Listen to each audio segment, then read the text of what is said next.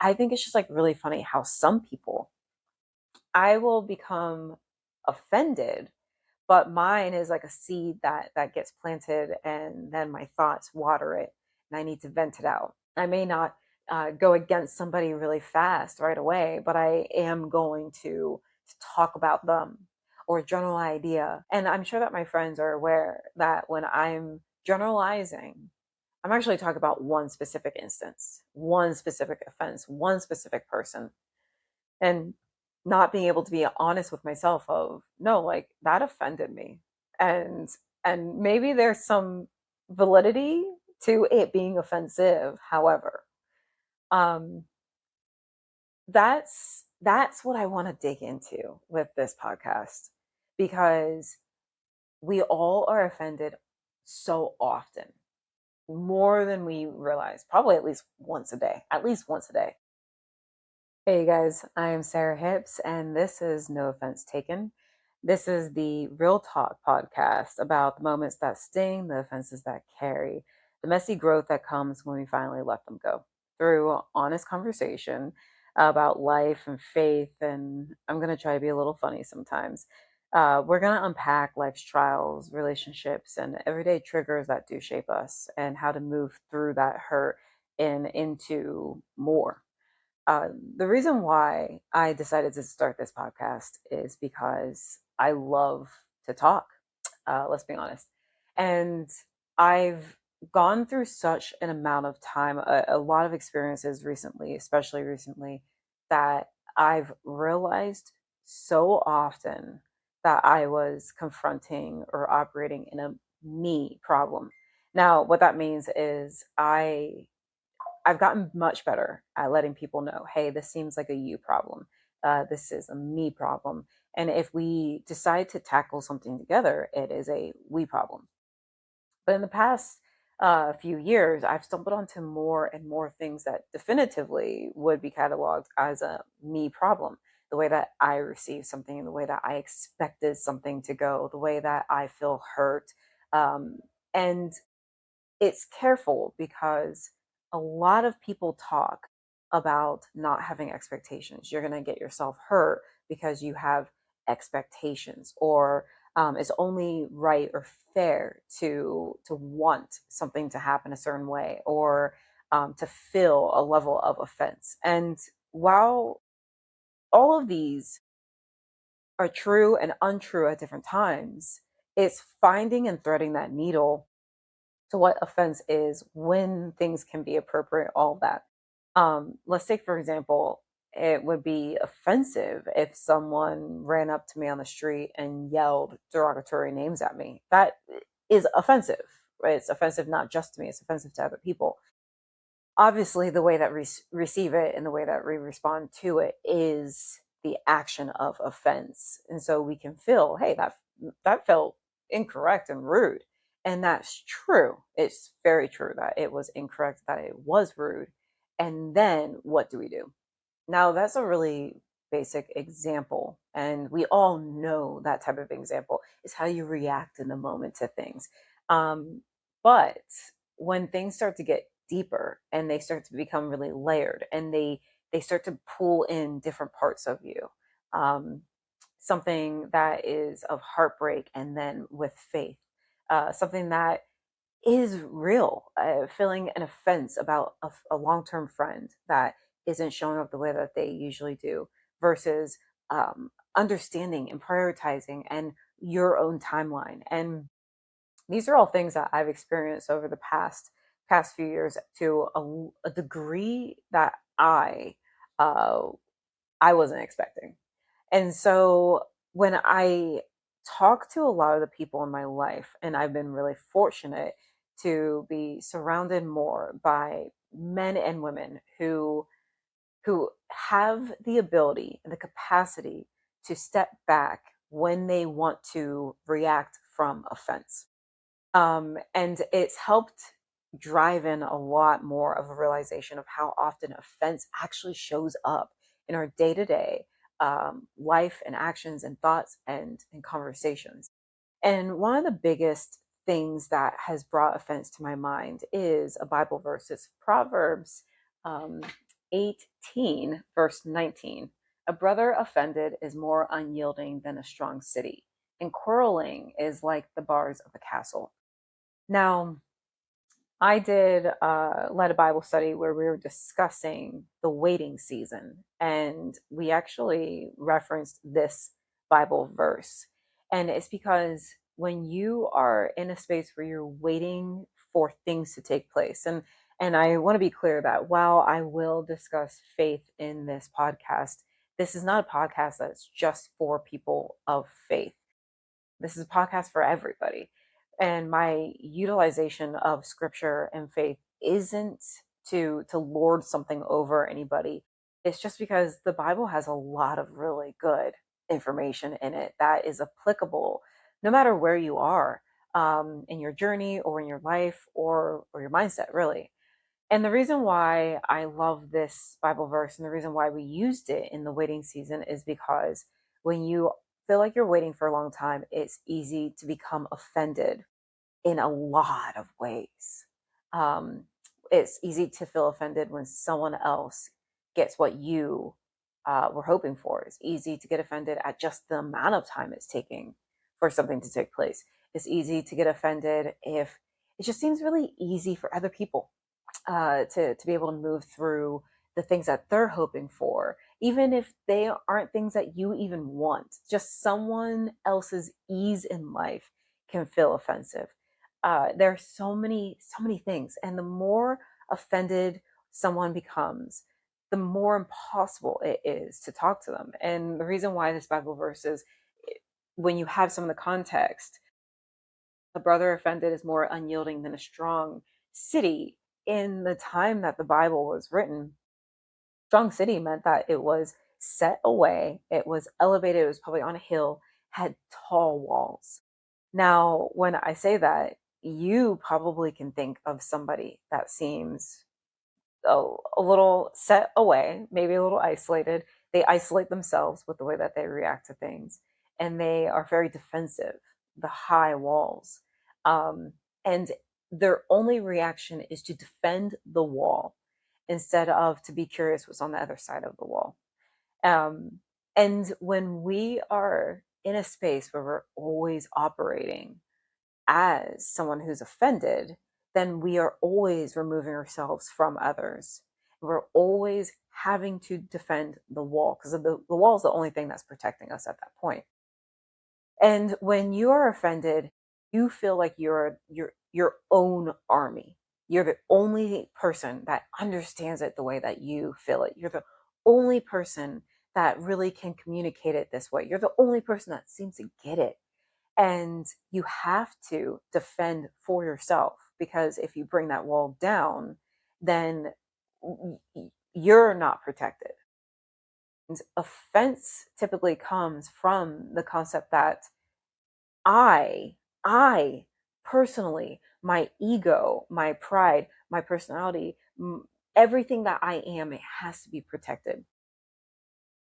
Being in the world that are in right now, we see that so much because people place who they are in so many things.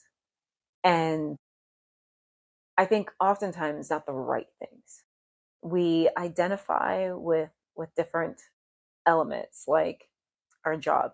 Our job, maybe it really is something that we're just really proud of. We like the work that we do. So we align so much of our values and who we are into our job. So if someone says something bad about that industry or career, they're attacking who we are at the exact same time, when that's not true. The same goes for religion. The same thing goes for politics. The same thing goes for um, being a mother or a father versus being child free or childless. When people remark on something generally or from the only perspective they've ever experienced, even if it seems like they're coming at you, taking offense to it implies that they are attacking you when they really may not. And to give some example to that, it would be easy for someone to come up to me and tell me, well, Black women um, are overweight, they're loud, and they're this and that. And of course, there is an amount of me that, like, excuse me? Excuse me? Because you are talking about me.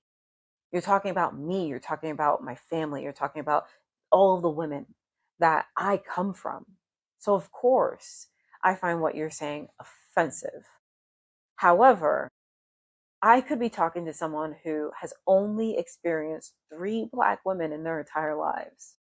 And all three of them were the three characteristics that they named to me.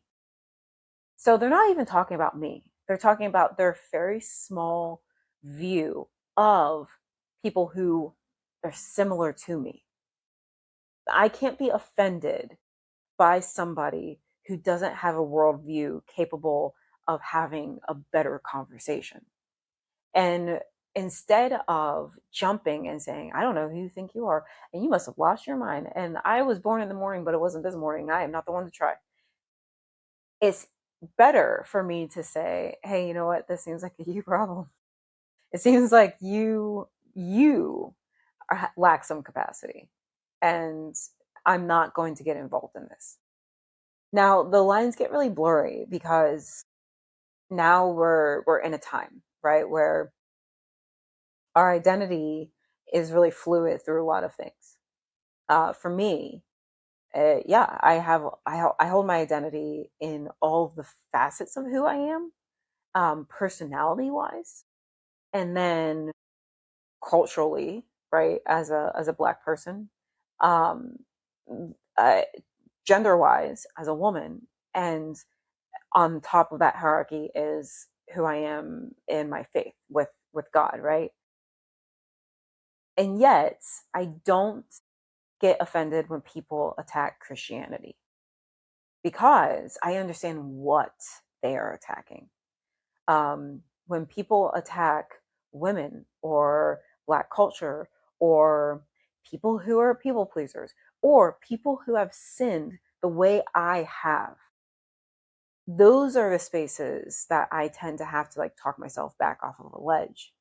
And we are getting more and more into spaces where we feel the nuance, we feel the layers, and you don't know when you're supposed to speak up on something or when you're supposed to just pray about it, when you're supposed to go and fight versus, speak love.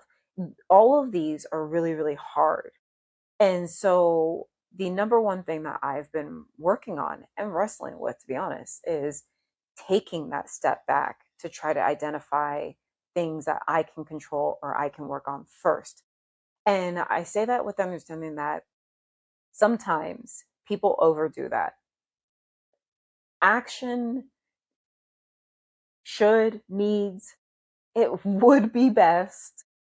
And yet, a lot of people will always step back and say, well, let me pray about that. Let me evaluate that. Let me talk to my therapist about that. Let me journal about that. Let me meditate on that.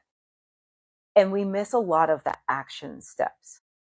And so one of the things that I would love to be able to discuss in this podcast are not only the different ways that we do take offense, but then what are the action steps through that? Because it's not okay to get stuck in always being offended. It's not okay to be stuck in a singular offense for a long time. It's not okay to always be just figuring out why you are offended.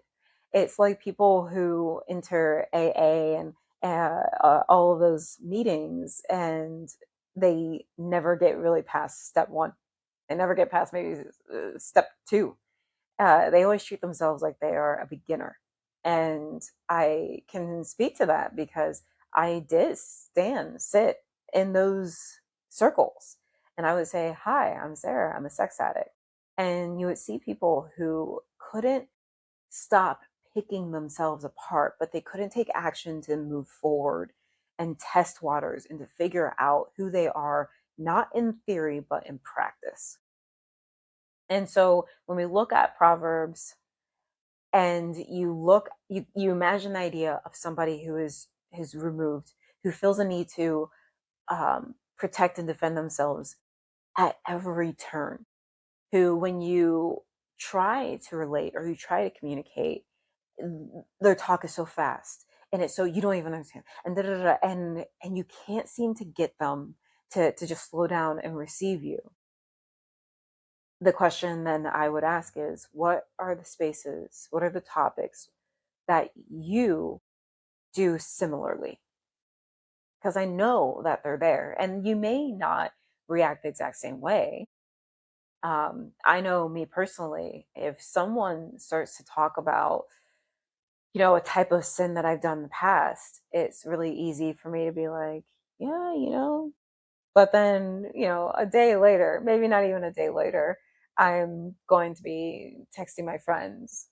I think it's just like really funny how some people, I will become offended, but mine is like a seed that gets planted and then my thoughts water it and I need to vent it out. I may not go against somebody really fast right away, but I am going to talk about them or a general idea. And I'm sure that my friends are aware that when I'm generalizing, I'm actually talking about one specific instance, one specific offense, one specific person, and not being able to be honest with myself of, no, like that offended me.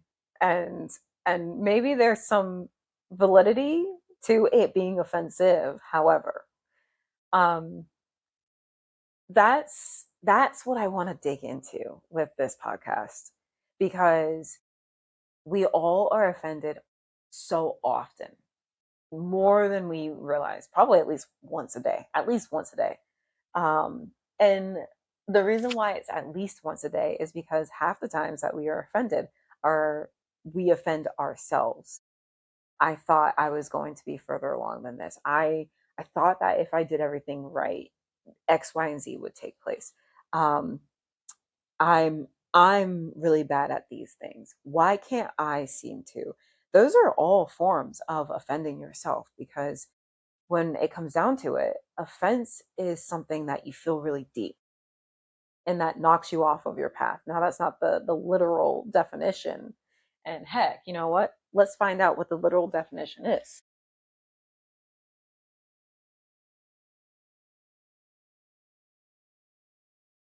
See, I probably should have had this before, but you know what? This is just me, and this is how we operate. Okay, offense. Yes, I have an actual dictionary here.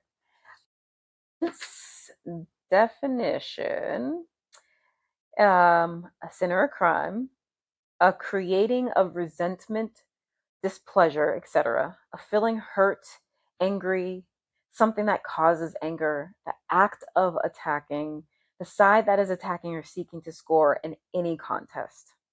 Ah, I love this. I love this. I love this because an offense creating of resentment. That's that is so much of why we are so easy to offend ourselves, because we talk to ourselves so much that we create resentment within ourselves. When you say something like, I really thought I was going to get it figured out by now, all you're doing is creating resentment to the self that exists right now, as opposed to having grace for the self yesterday that didn't have the capacity to figure it out, or was trying to figure it out but was in certain situations. Well, I thought that I was going to be in better shape by now, without taking into account that you spent maybe a year during COVID where you couldn't really work out. You put weight on, actually, because it was COVID.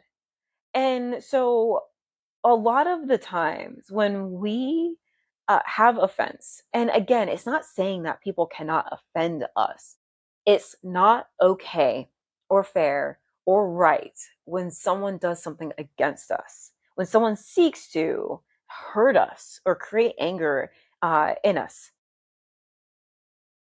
But we have to always come back to a space of, what is my action in that offense? Do I allow displeasure? to just sit in me and take hold. And every single time that someone makes me feel hurt, do I, layer another brick, which is what so many of us do. If you have ever, if you ever been online, there's a show. It's called Pop the Balloon. Actually, I don't even know if that's the name of it, but it's a show where there's a line of men or women, and the person of the opposite sex is they come out, and ultimately they're trying to match. It's a matchmaking show. And let's say it's a woman and she comes out and she there's a line of men, they all have a balloon, and she starts to share about herself. And one by one, people will pop their balloon if they're not interested. If they are interested, they won't pop the balloon. But it's such a prime example of the nuance of offense, in my opinion. Because some people will say, well, there's preference, and that's true. But when you really look at it, people will pop their balloon so fast, right? And then they'll be like, well, I had an ex that used to dress like that, and I don't think it's okay, right? They're clearly still harboring resentment toward an ex. Or someone won't pop their balloon, and then when the woman gets to that man, and they start talking, and hey, I just want to ask you a question. And he'll ask a question, and she'll be in the middle of answering this question, and he'll pop the balloon. The show let's be honest, built to offend. It's built to create a feeling of like attack, right? But then this woman who was like, "Oh, I do like Star Trek, and I do like to stay home at night or on the weekends," and blah blah, and then pop, right? And the host will, "Oh, why'd you pop your balloon?" I just really want someone who can keep up with me. I like to be active on the weekends. Da, da, da. And the demeanor of this woman, I didn't even think that your outfit was that great anyway. And it's because she so quickly took offense to somebody just having, hey, we probably wouldn't work. But it was the method in which he did it. Instead of saying, hey, I don't think that we'd be a good match, I'm going to pop my balloon. It was because he popped it in mid sentence. And so it's not the person that did the thing, even though I think justifiably all of us would always be like, well, I mean, it definitely feels attacky. It is how we sit with it. It is how we take it in. This woman may have such a history of facing rejection, and not even like gentle, nice rejection. She may have a history where every time she's rejected, someone has made it seem like they are rejecting her for her and her alone. She's the problem. And when we have histories like that, we always bring it. It always comes right to the surface right when someone touches that button. And the best thing that you can figure out how to do, again, especially in our society as it stands, is when someone touches a button, even if I didn't know it was a button, how quickly can I turn from, I'm sorry, what? To, you know what? You know what? I need to sit with this. Because the fix to offense is curiosity. When people say something to me that creates a quick feeling of like alarm, or hot, or like that knee jerk to defend, and when we say defend, it doesn't always have to seem aggressive, right? If someone came to me, I have a Great Dane, and if someone said, well, I think Great Danes are the worst dogs ever, there would probably be a part of me that's like, wait, what? Right? But how quickly can I hear that, take a breath, and go, okay, okay, I'm curious why you feel that way. Because then they may say, well, every single Great Dane I've ever experienced, da da da da. Or I was bit by a Great Dane, and they're just the worst. Or, and they may have something to share with me that now gives me more perspective. And curiosity, when you can have it answered, will always give you more perspective. not only on yourself. Wow, I'm actually a little like stuck in my perspective of this breed of dog. I actually I forget sometimes that a dog is a dog no matter the breed. I forget sometimes that like people have different experiences. And I'm really happy that this person reminded me that like people have different experiences, right?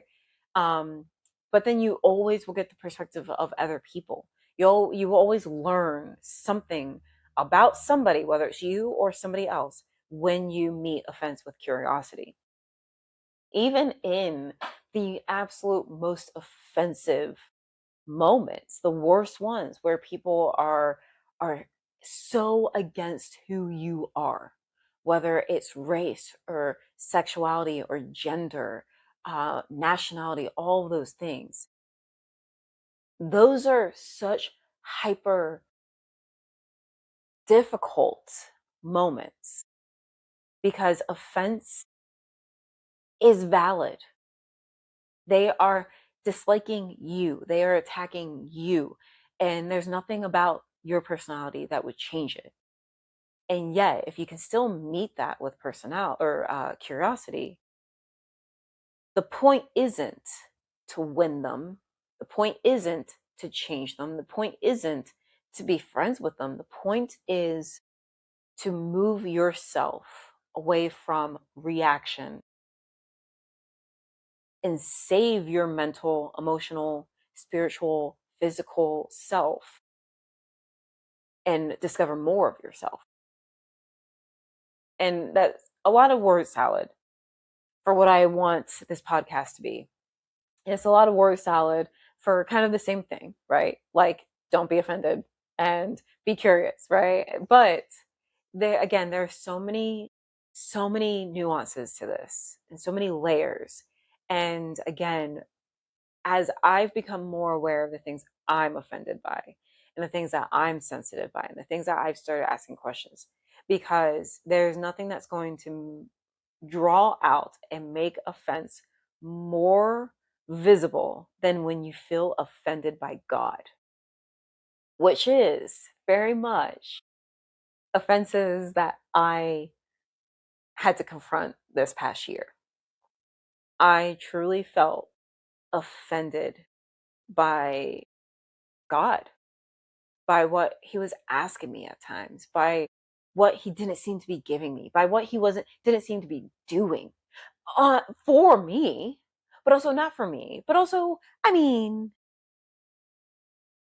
there's there's nothing I think that is going to draw out and point really aggressively at your behavior than when you are truly just offended by God. And I don't mean in like a heinous way of, your child dies. I would assume that it'd be easy to be offended by God in that moment and angry and feeling like he just dropped you, which would offend me. But what I experienced were offenses built on this is how it's supposed to go. This is how it's supposed to look. That by your words, you're supposed to like love me differently, better. And those are examples that I think a lot of people run into a lot more and they don't realize it.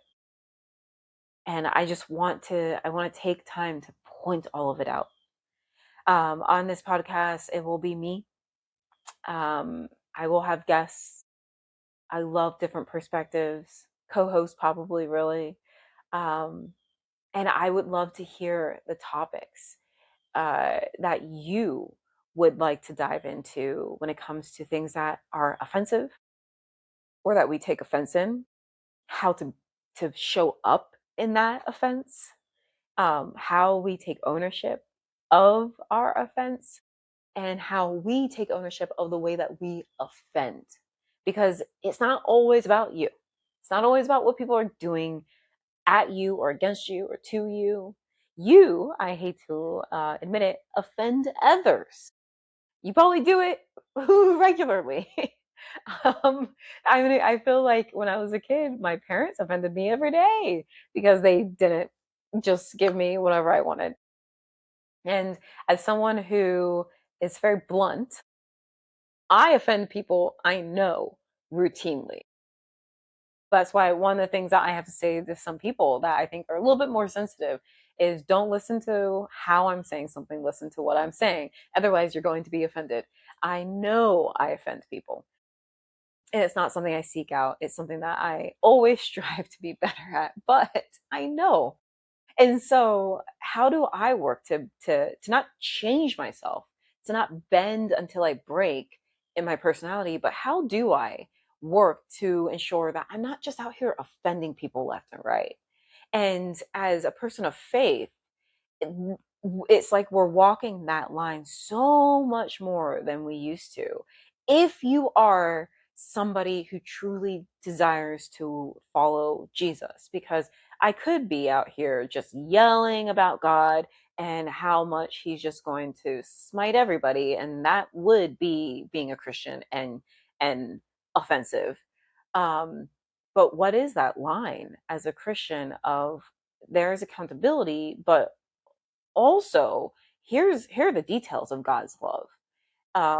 Because the reason why that verse, that Proverbs verse is there, isn't because God is saying, oh, well, people who are offended are just suck. He's saying, please don't allow yourself to be offended.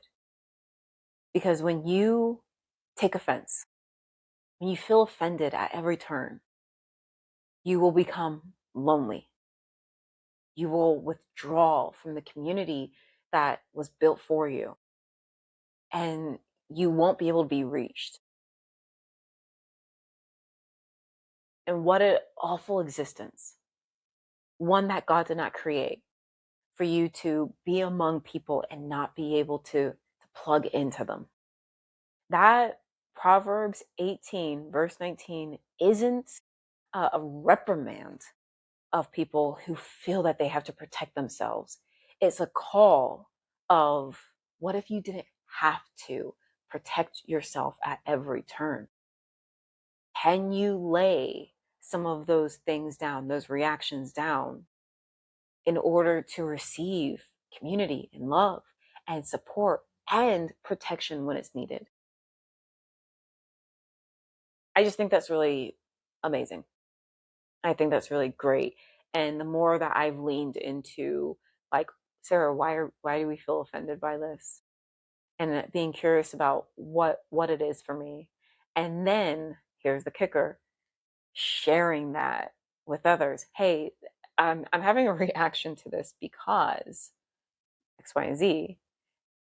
What that pulls in community wise, what that allows for me, feeling more plugged in, being vulnerable, people feeling like they get the opportunity to show up for me more because I'm asking, I'm calling. So I love that Bible verse. And when I was starting to feel that, hey, I think that we want to start a podcast again. Because I had one called Show Up with Sarah. Um, what I can't even really verbalize why starting a podcast again felt so like aligned. But it may just be because I'm someone with a long list of things. And I'm not saying that I have a longer list of things than other people. I just know I have a long list. It's like when I tell people, oh, well, I have ADHD. And then if I start listing everything, well, I have ADHD and anxiety, mild paranoia. Oh, I also have depression. And, I sat in a circle and I had this relationship and I just start listing everything. I go, oh my goodness, I've been, I've done a lot. Now I just turned 40. I've had plenty of time to do a lot.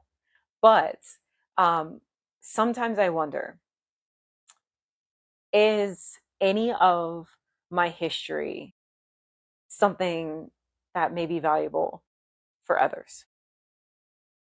Did God give me all of those things? Not so that I have to like dig through the rubble of who Sarah Hips was and is becoming, but did I go through all those things so that I could talk about them? Because I'll tell you, every single part of everything I've done, it's because I was offended. I was hurt. I was angry. I was resentful. I was lost. I was entitled. I was isolated. I was depressed. I was just every single emotion. And here's the thing, I'm not alone. I'm so not alone. I always tell people, you're not an island. You're not alone.